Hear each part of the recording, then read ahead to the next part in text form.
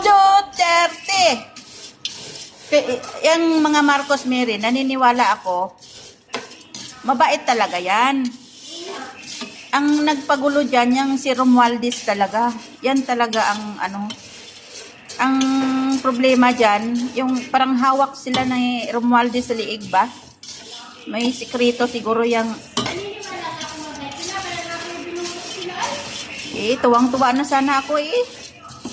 Ito na ang umpisa na magbago ang Pilipinas.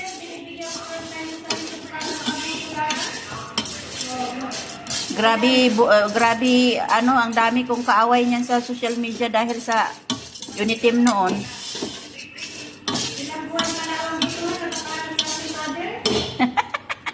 Excited.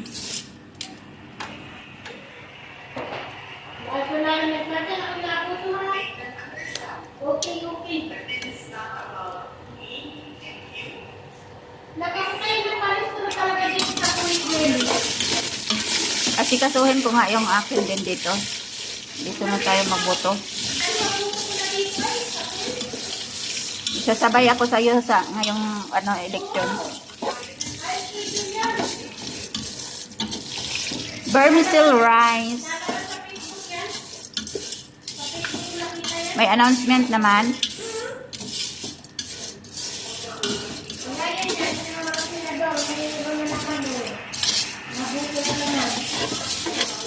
Next year ang Senado.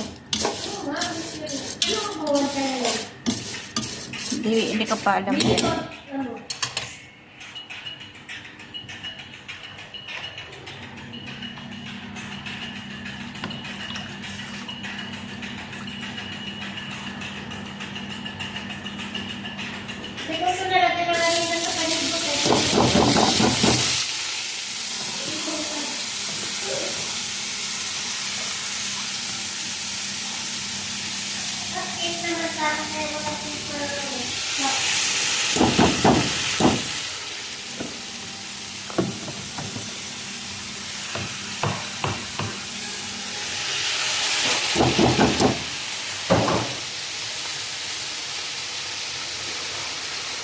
Lost in love and I don't know much.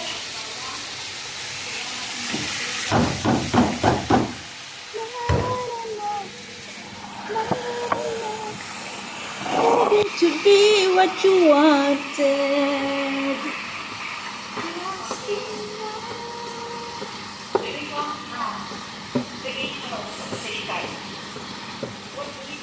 Manda sila kay Inday. Duterte! Duterte!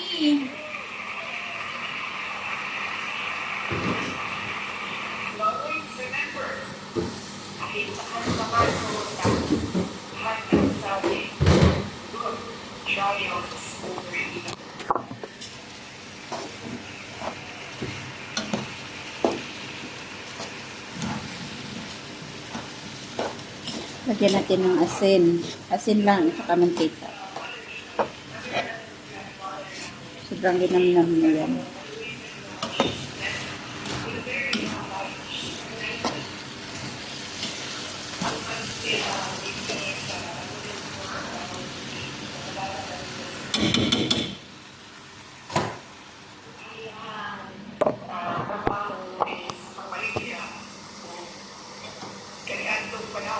Kasi ang asin niya.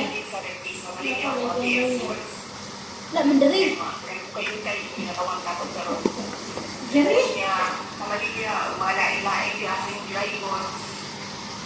Nakano siya ang panglaran, nakaligyan siya o mga sakitaw, mga mo ang nakaligyan kanya ito. Sa iyahan mo lang kakulong ka na. Dili magulak, na naay customer, magkikawapon dito lang parang ang customer, masundin mo sa imong ang tinglaran. Doon na siya ulong sa ako kung makanood pa ko. Kaya mo, dili magulak sa Pilipinas, when you are a kid, when you are opinionated, when you are headstrong, and I will say you have a I feel it is wrong, pero somehow, siguro sa ako ang mga Pilipino,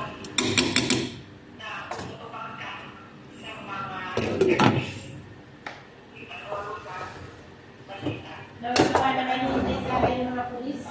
Ha? Nawala ka niya yung mga pulis. Siyempre, na, ano lang din yan sa auto sa taas.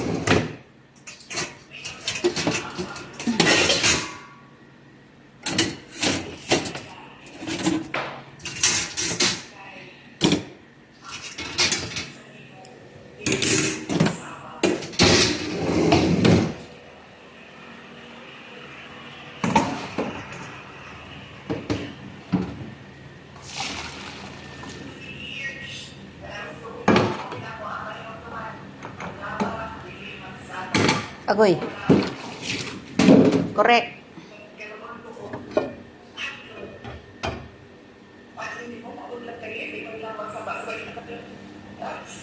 Di ka kasagam. Tungod kay ang babang sa Ginoo dili magsaban. Amen.